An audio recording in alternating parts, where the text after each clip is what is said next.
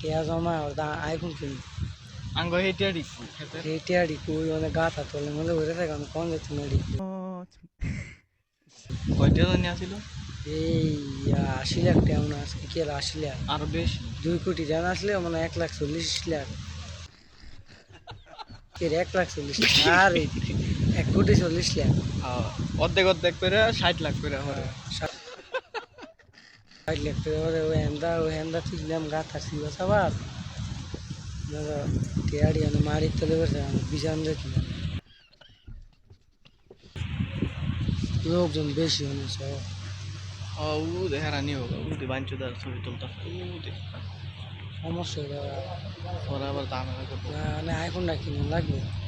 মানে আমি কিনছি না কয়দিন পরে আরে ও টিয়া নাই ভিক্ষা কম লাগবে আইফোন